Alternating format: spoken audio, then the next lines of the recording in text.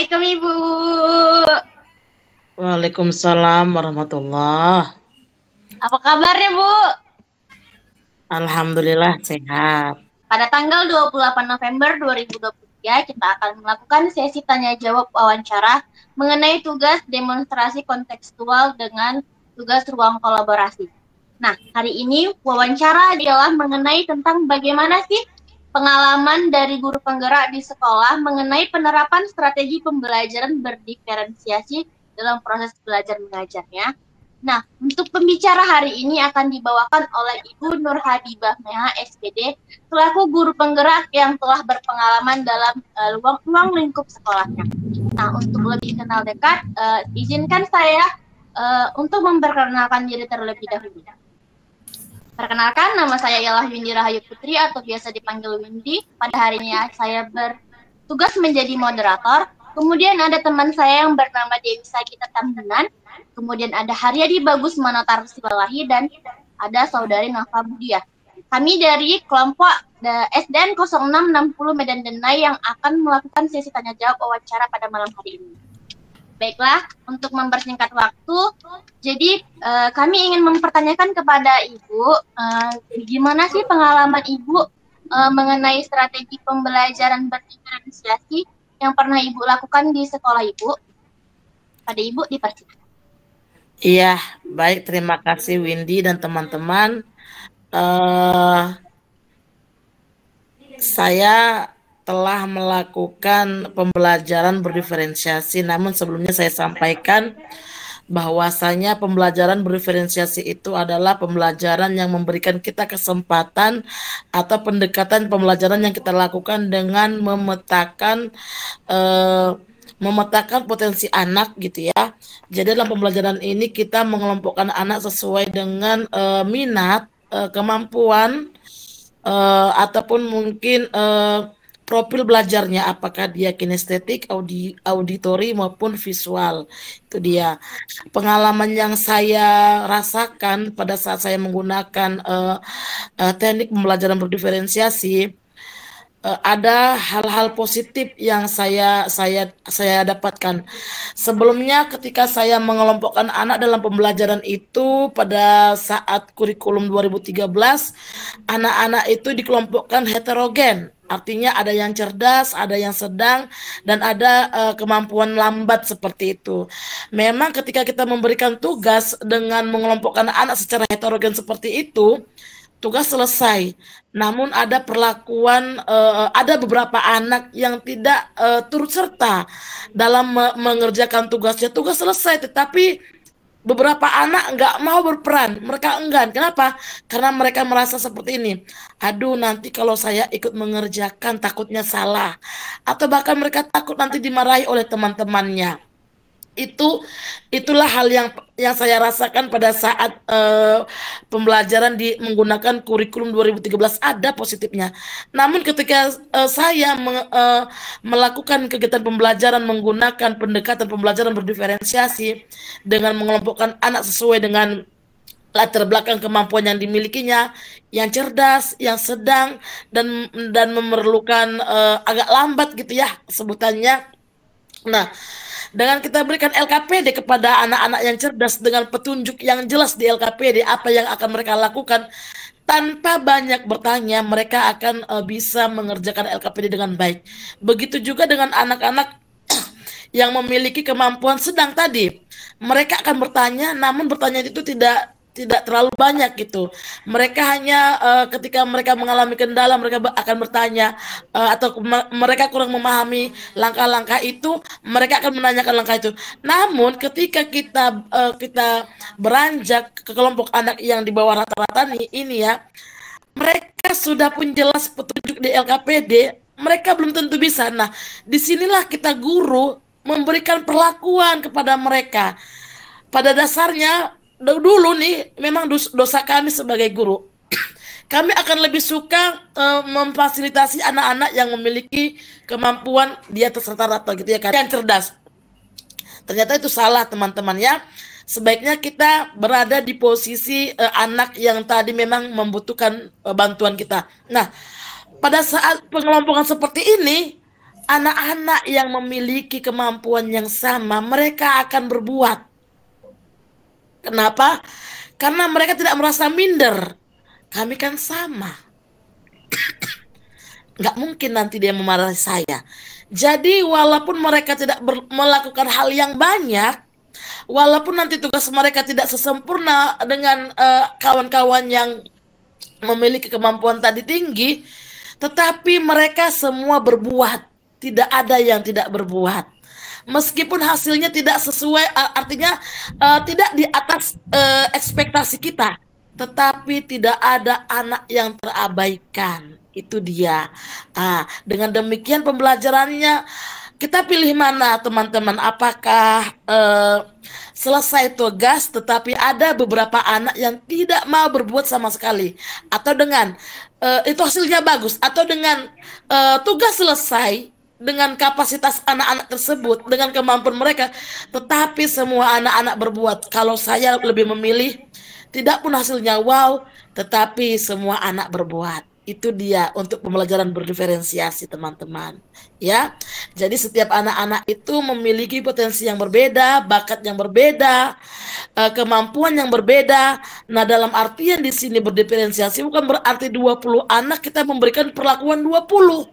Tidak. Kita petakan sesuai dengan, misalnya kalau kita petakan sesuai dengan minatnya. Berarti anak-anak yang minat menggambar satu tempat, yang kinestetik itu ya kan, anak-anak yang dengan membaca saja dia sudah bisa audio, satu kelompokkan.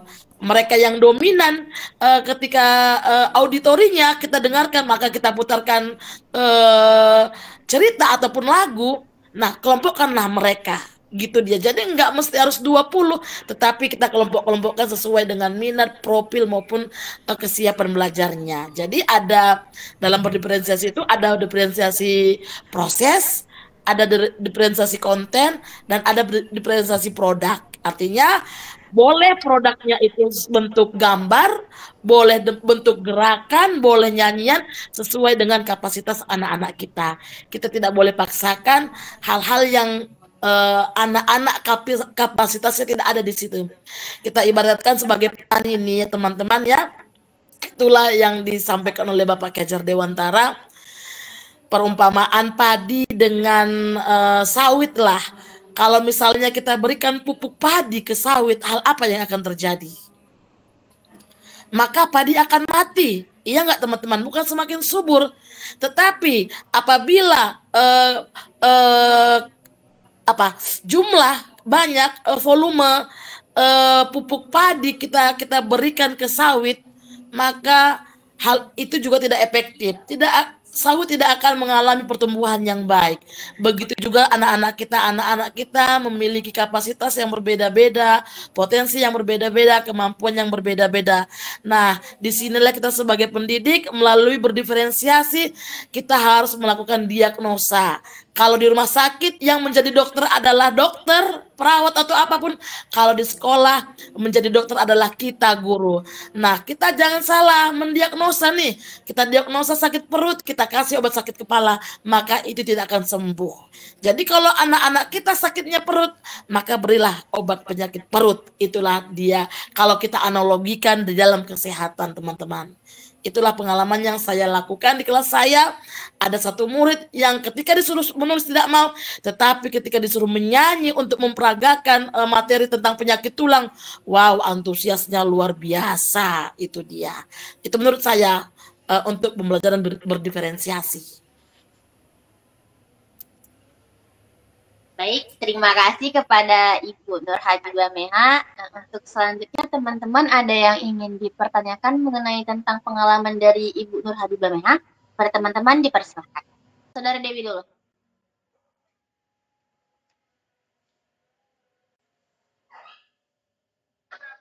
Terima kasih atas kesempatannya, Bu. Izin bertanya, Bu. Biasanya, Bu, kasusnya apa ya yang sering digunakan selama proses belajar yang diferensiasi itu? Kan perlakuannya pasti beda kan, Bu. Biasanya kasusnya seperti apa yang digunakan? Terima kasih, Bu. Baik, ingin diperjelas kepada Saudari Dewi menanyakan kepada Ibu bagaimana asesmen ya tadi Saudari Dewi. Asesmen yang digunakan pada proses belajar mengajar. Nah, kan dalam satu kelas tuh pasti kalau misalnya berdiferensiasi kan dipisah-pisah tuh antara anak yang berkemampuan yang berbeda. Nah, asesmen yang digunakan itu sama atau beda gitu. Terus apa yang digunakan Ibu waktu untuk yang penerapan pembelajaran diferensiasi itu? Ibu dipersilakan. Oke, baik. Iya, seringkali di sini kita seringkali kita salah mengartikan seperti ini ya kan. Jangankan adik-adik yang masih PPG Prajabatan, guru-guru yang sudah mengajar pun seringkali menanyakan seperti ini hal ini. Apakah eh, apakah soalnya nanti sama? Apakah nanti perolehan pengetahuannya sama? Sama, tetap tentang materi yang sama. Contoh nih tadi yang Ibu sampaikan tentang penyakit tulang, ya kan? Anak-anak yang kinestetik saya minta untuk membuat gambar tentang jenis-jenis atau yang audio menggambar bagaimana bentuk-bentuk penyakit gangguan tulang belakang misalnya ya kan. Lalu ada yang menjelaskan menggunakan tulisan misalnya. Lalu ada dengan menyanyi. Nah, apapun bentuk produk yang mereka hasilkan, hasilnya tetap harus tentang jenis-jenis penyakit tulang. Contoh nih kalau nyanyian, penyakit tulang, patah retak pisura, kifosis tulang bengkok ke belakang, lordosis bengkok ke depan, skoliosis ke samping, rakitis kurang gizi, osteoporosis keropos. Nah, dievaluasi tetap sama. Apakah itu kinestetik, apakah itu auditori, apakah itu visual, tetap kifosis merupakan salah satu bentuk penyakit tulang yang seperti apa? Sama tetap. Bukan berarti pengetahuannya berbeda, sama. Namun dalam kontennya, produknya boleh berbeda, tetapi dalam evaluasi tetap sama bentuk evaluasinya, ya. Tidak ada perbedaan.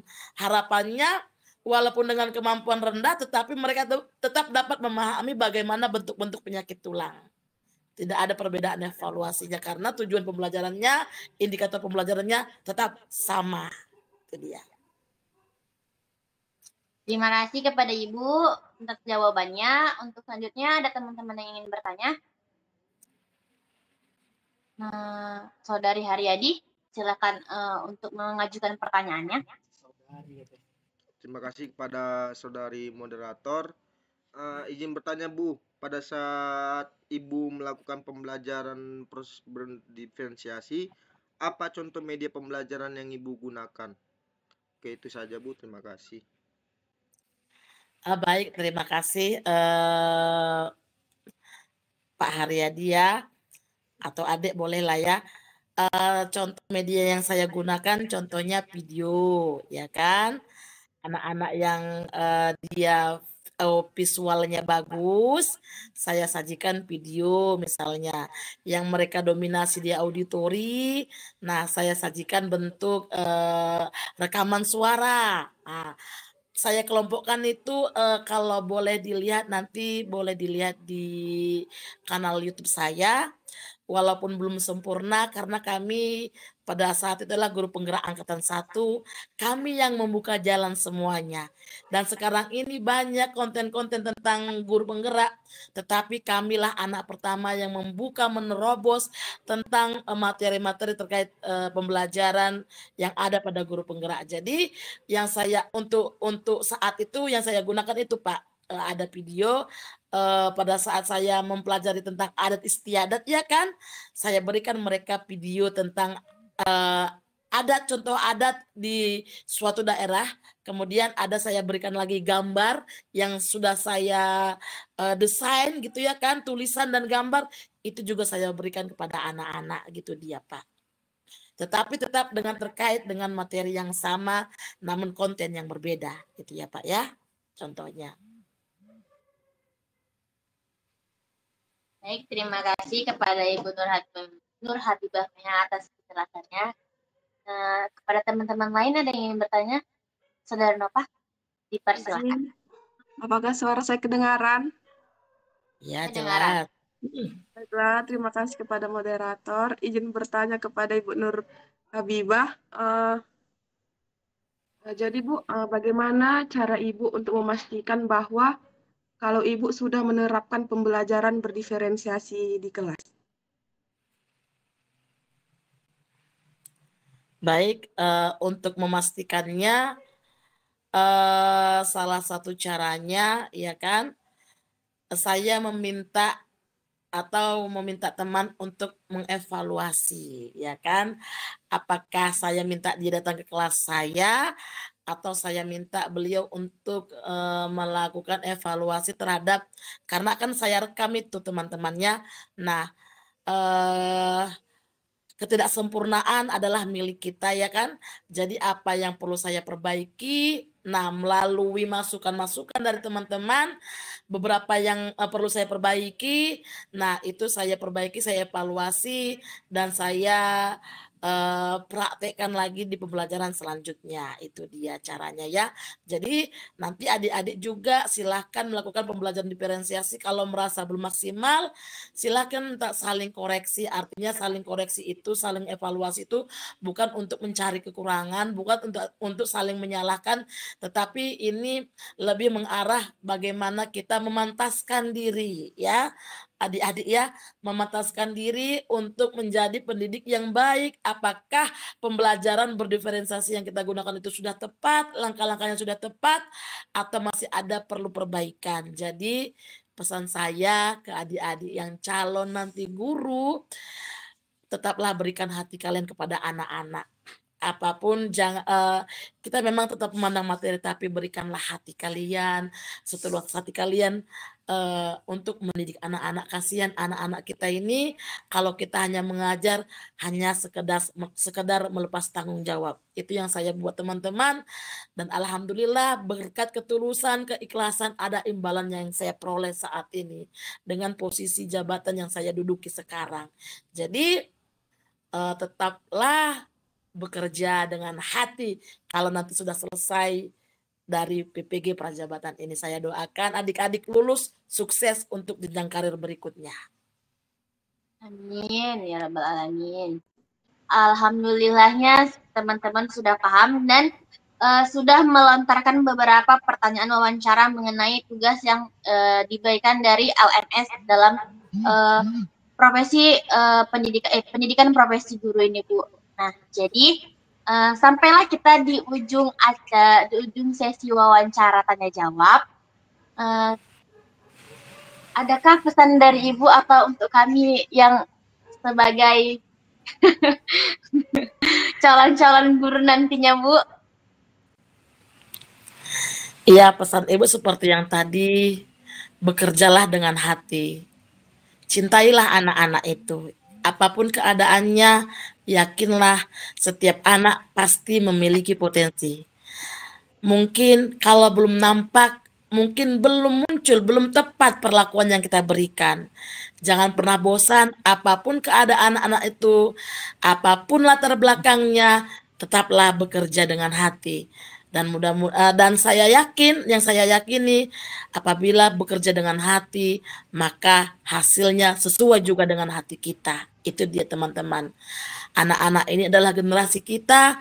Melalui tangan-tangan kalian, saya berharap akan memunculkan generasi-generasi pemimpin yang hebat dan luar biasa dan berkarakter tanpa ada diskriminasi untuk rakyat-rakyat yang mereka pimpin nantinya melalui tangan-tangan kita ini nantinya. Itu sih harapan saya, dan jangan bekerja itu hanya sebagai sekedar melepas tanggung jawab.